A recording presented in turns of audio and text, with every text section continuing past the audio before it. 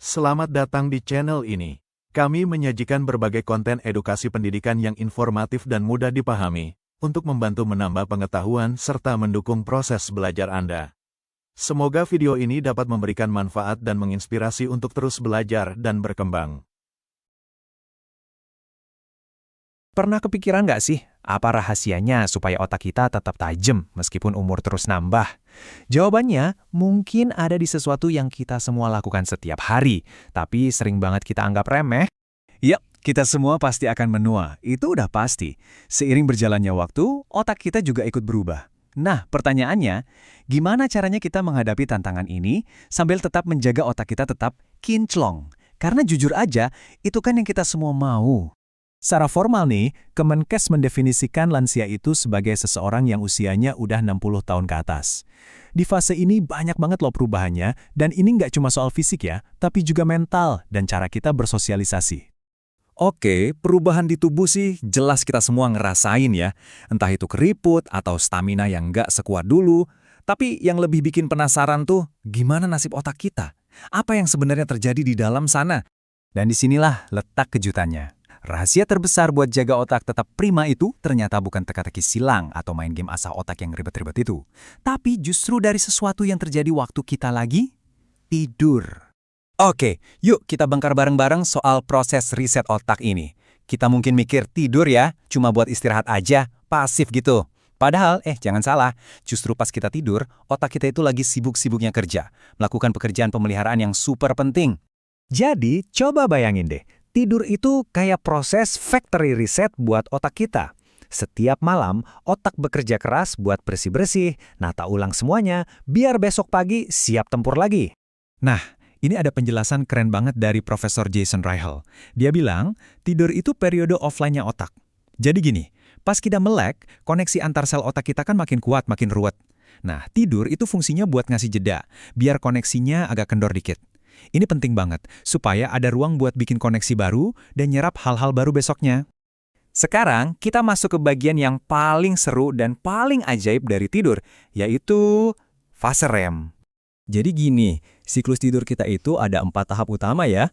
Dari mulai mau tidur, tidur ringan, terus tidur lelap, yang ini penting banget buat badan, dan puncaknya yaitu tadi, tidur REM.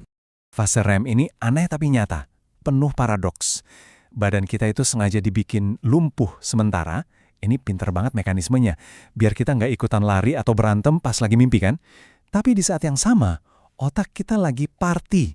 Aktivitasnya hampir sama kayak pas kita lagi melek, mata gerak-gerak cepat, dan disinilah mimpi-mimpi kita yang paling aneh dan paling jelas itu muncul. Terus, salah satu kerjaan paling penting di fase super aktif ini apa? Jawabannya, konsolidasi memori.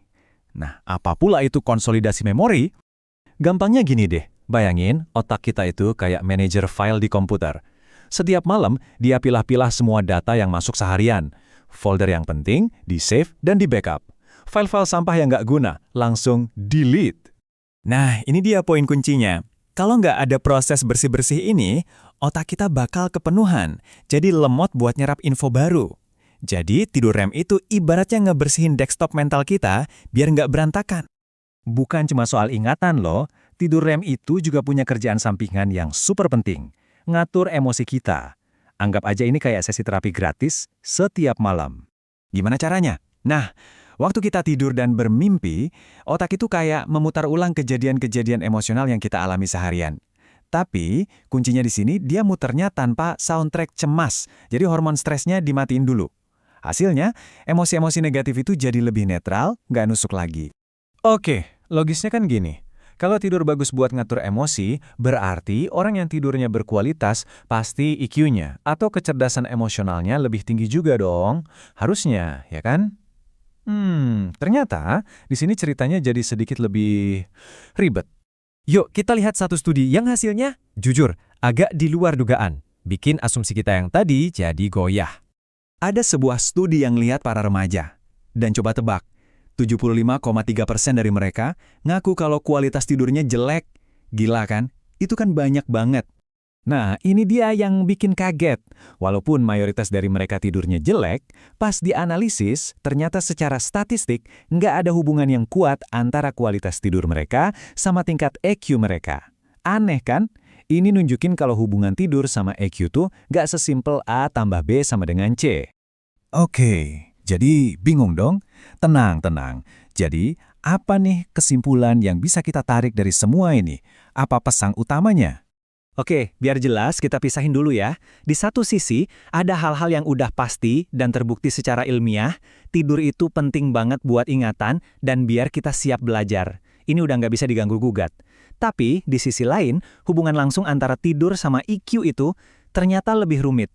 Masih banyak faktor lain yang ikut main, kayak lingkungan atau dukungan keluarga. Jadi intinya, takeaway-nya nggak berubah kok. Walaupun ada beberapa hal yang masih jadi perdebatan, peran dasar tidur sebagai sistem riset buat nyiapin otak kita buat besok itu udah harga mati. Nggak bisa ditawar. Jadi, kita balik lagi ke analogi keren tadi. Tidur itu benar-benar investasi paling bagus yang bisa kita kasih ke otak kita. Supaya apa? Supaya dia bisa terus belajar, beradaptasi, dan berkembang setiap harinya. Nah, setelah tahu semua ini, pertanyaannya jadi bukan lagi soal sainsnya, tapi soal Anda. Malam ini, waktu Anda tidur, otak Anda mau disiapin buat apa besok? Terima kasih sudah menonton video ini. Semoga informasi yang kami bagikan bermanfaat untuk Anda. Jangan lupa like, share, dan subscribe untuk mendapatkan video edukasi lainnya. Sampai jumpa di video berikutnya.